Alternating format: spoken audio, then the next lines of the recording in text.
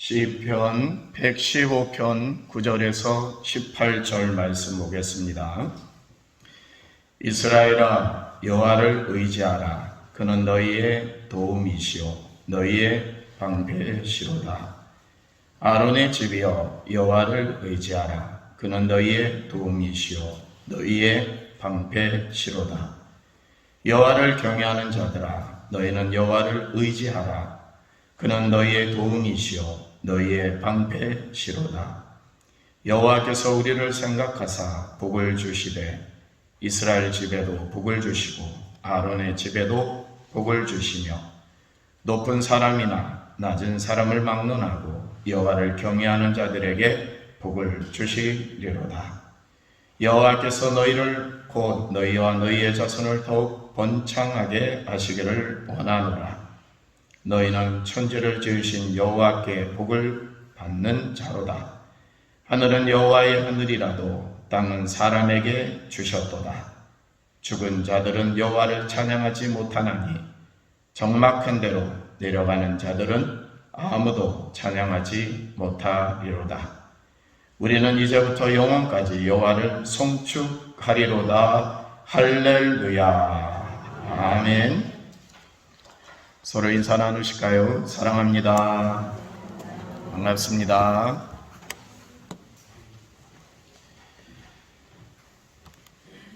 요즘 최근에 개봉된 미나리라고 하는 영화를 관람했습니다. 이민 사회에서 벌어지는 한 가족의 애환을 담은 그러한 내용이었는데요. 주인공 제이콥은 부인 이 모니카와 함께 시골에 정착하여서 병아리 감별사 일을 하면서 농사를 짓고 그 농업에 큰 꿈을 안고 어렵게 시작을 다시 합니다. 그런데 부인은 탐탁치가 않아요. 왜냐하면 병치레를 하는 아들이 있었기 때문입니다. 그 아이가 갑자기 아프면은 병원을 가야 되는데 빠른 병원을 가봤자 1시간이나 되는 거리였습니다. 도시로 가길 원하는 이 모니카는 제이콥이 시골에서 정착하는 것을 달가워하지 않습니다. 병아리 감별사로 유능한 인정을 받고 있었던 제이콥은 도시에서 병아리 감별사를 하더라도 어느 정도 살아갈 수 있다고 모니카는 생각을 합니다. 근데 제이콥은 안 그래요. 평생 병아리 똥구멍만 보고 살 수 없다. 이렇게 생각하면서 농사의 부푼 꿈을 안고 시골에 정착을 합니다. 그런데 제이콥은 많은 가족과의 분쟁을 참아내야 했습니다.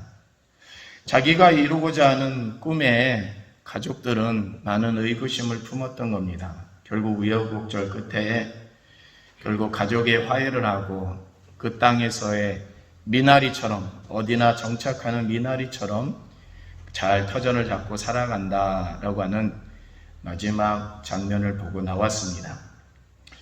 제이콥이 어린 아들에게 이러한 설명을 합니다. 물을 찾는데요. 그 물을 찾는데 어느 사람이 막대기로 물을 찾는 겁니다. 우리나라의 그 수맥을 찾듯이 찾는 겁니다.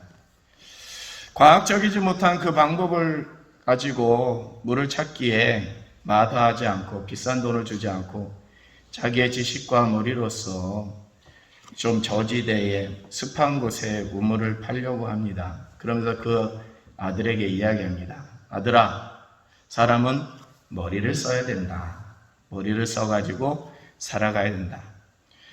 제이콥은 자기가 생각하는 그러한 방법이 완전하고 잘 준비됐다고 생각합니다. 그런데 그러지 않았어요. 가족들은 제이콥이 하는 일 때문에 많은 고통을 겪는 그런 시행착오가 있었습니다.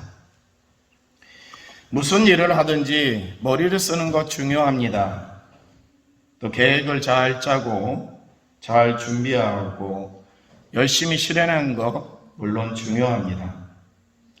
아이디어와 중요한 계획과 철저한 준비만큼 그 일에 중요한 것이 또 있을까요? 그런데 더 중요한 것이 있습니다. 그 사람의 삶의 자세입니다. 그 계획 안에 이루고자 하는 그 자신의 욕망이 아니라 그 이루고자 하는 일로 인해서 그와 더불어 살고 있는 사람들의 모습과 마음은 어떠한지, 목표는 이루었어도 가족이 해체되고 무너진다고 하면 그가 진정 성공한 일이었겠습니까? 중요한 것이 있는데요. 중요한 것은 사람입니다. 사람보다 더 중요한 것이 무엇이 있겠습니까? 무엇을 어떻게 하느냐, 어떤 방법으로 하느냐, 언제 하느냐가 중요하지만 그보다 더 중요한 것은 누가 하고 그 누가 함으로 인해서 누군가가 어떠한 행복을 갖게 되느냐, 이것이 더 중요한 거죠. 특히 우리 그리스도인들은 무엇을 함에 있어서 그 일에 하나님이 좋아하시냐라고 하는 것을 따져보아야 합니다. 역대 제가 기억하는 대통령은 전두환 대통령부터 시작이 됩니다. 물론 박정희 대통령도 있었지만은 그분은 제가 기억하는 내리에서 좀 멀리 있는 분입니다. 전두환 대통령은 본인은 하면서 대통령이 되었습니다. 그 뒤를 이어 노태우 대통령은 저는 보통 사람입니다. 저를 믿어주세요 하고 대통령이 되었죠. 그 이후에 김영삼 대통령은 확실히 하겠다고 하였고 김대중 대통령은 하면서 시작을 했습니다. 노무현 대통령은 본인은 모든 것이 상대방이 이야기하는 것이 맞다라고 긍정을 하였습니다. 지금 대통령은 사람이 중요하다라고 시작을 합니다. 그런데 대통령 임기가 거의 중반을 넘어가면서부터 사람들은 이것이 맞냐라고 하는 겁니다. 모든 대통령이 그랬습니다. 자기가 하겠다, 자기가 해야지 사회가 좋아지겠다라고 했지만은 사회는 그 사람들 때문에 고통을 겪고 왔습니다. 현 시대도 마찬가지입니다. 현재의 대통령도 자기가 사람이 중요하다고 시작했지만 그 사람들이 지금도 고통을 겪고 있다고 느낍니다. 그러면 그 일이 과연 잘하는 일일까요? 물론 호불호에 의해서 긍정으로 받아들이는 사람도 있지만은 부정적으로 받아들이는 사람도 간과해서는 안 되겠습니다. 우리가 무슨 일을 하게 함에 있어서 긍정과 부정이 나눠지지만 그래도 긍정이 더 많아야 하지 않겠습니까? 종종 교인들 가운데 내가 무슨 일을 하겠다라고 하지만은 어떤 분은 그 일이 아직 때가 아니라고 거부하는 사람도 있습니다. 어떤 분들은 사람들이 생각하기에 때가 아닌데 본인이나 하겠다고 나서는 분들도 있습니다. 근데 문제는 사람에 의해서 판단받는 것이 아니라 하나님에 의해서 판단을 받아야 됩니다.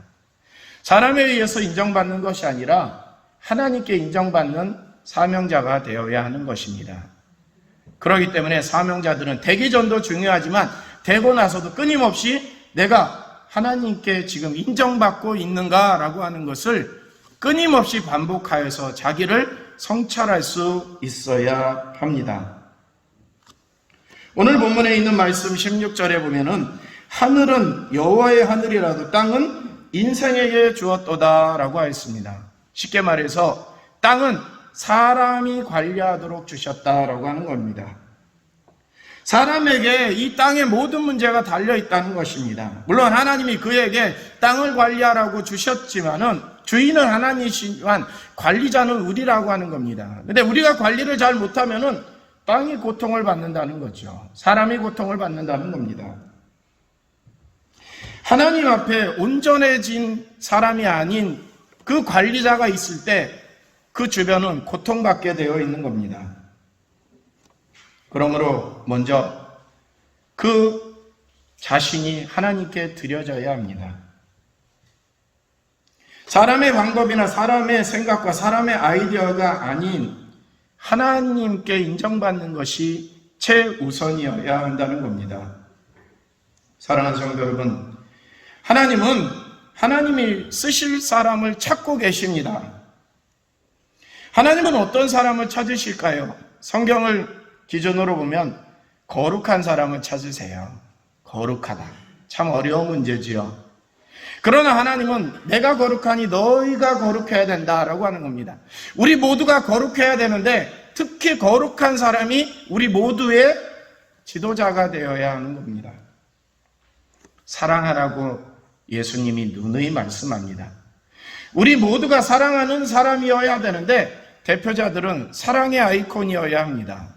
그런 면에서 제가 가슴이 뜨끈뜨끈합니다. 사랑이 덜하기 때문에. 이 덜한 사랑을 가지고 있기 때문에 늘 저 자신도 사랑하기 위해서 부단한 애를 쓰는 것 같습니다. 그럼에도 불구하고 많이 부족합니다. 사랑하는 성도 여러분, 교회의 지도자가 되기 위해서는 사랑하기 위해서 더 노력하시기를 바랍니다. 믿음은 당연한 것이죠.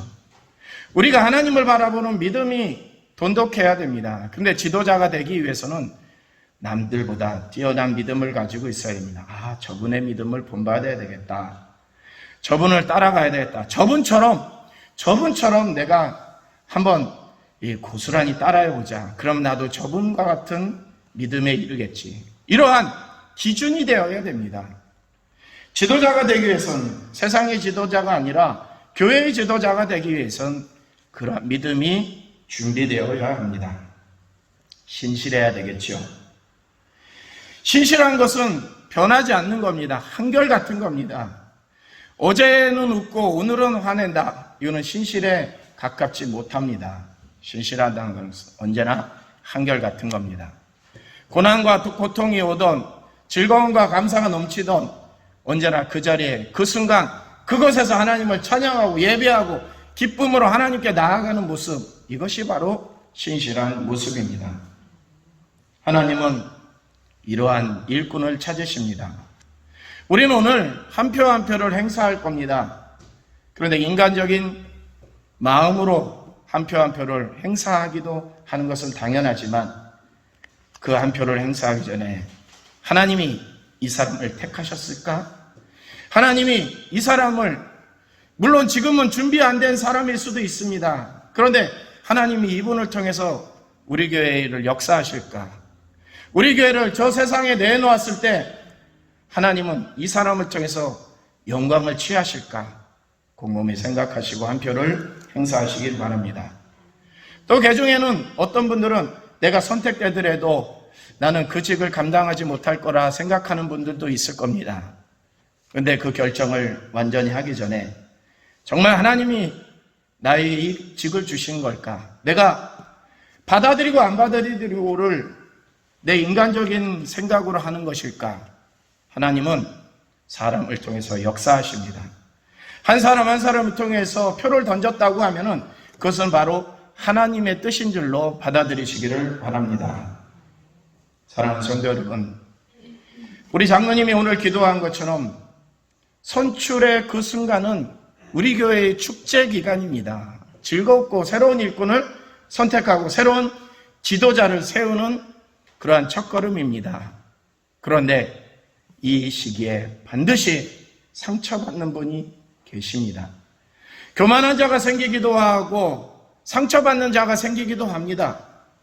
오늘도 장로님이 그 기도 소리에 그러한 모습이 들어있습니다. 우리 장로님도 오랜 경험을 통해서 그러한 기도가 자연적으로 하나님께 올려지게 되는 것이겠죠. 부디 이 기회를 통해서 상처가 크게 나지 않고 작게 나고 쉽게 아물어드리기를 바랍니다. 우리 교회 오늘 더 성장하는 계기가 될 줄로 믿습니다. 기도하시겠습니다. 사랑의 하나님, 사람이 중요함을 다시 한번 깨닫습니다. 하나님은 이 세계를 이끌어 가실 때 그 지도자를 세우는 줄로 믿습니다. 출애굽에서 광야에 그 험난한 인생을 이끌어 나가기 위해서 모세를 세우고 가나안 정복을 위해서 훌륭한 여호수아를 세운 것처럼 나라의 기틀을 다지기 위해서 다윗을 세우시고 복음의 일꾼을 위하여서 핍박자 사울을 바울로 변화시킨 것처럼 이 칠성교회 이제 100년의 역사가 거의 다 돼가고 있습니다. 새로운 도약을 위해서 하나님은 오늘 우리를 사용하시고 새로운 지도자를 세워주실 줄로 믿습니다. 거기에 순응하게 하시고 하나님의 뜻을 받들어서 교회가 잘 성장할 수 있도록 인도하여 주시옵소서. 예수님의 이름으로 기도드립니다. 아멘. 지금은 우리 구주 예수 그리스도의 크신 은혜와 하나님 아버지의 극진하신 사랑과 성령님의 강호 감동에 충만하신 은혜가 주께서 베풀어 주신 그 직을 기쁨과 감사로 행하면서 하나님께 영광 돌리고 세상의 유익을 끼치며 살아가기를 결단하는 우리 모두에게 영원토록 함께 하시기를 간절히 축원하옵나이다. 아멘.